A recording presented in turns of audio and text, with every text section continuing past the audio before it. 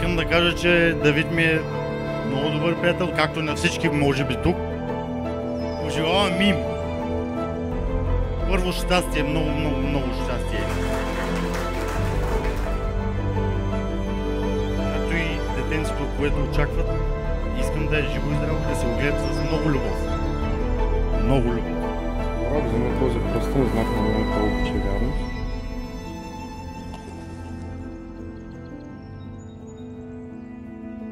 На здраве на всички. Горчиво за младоженците!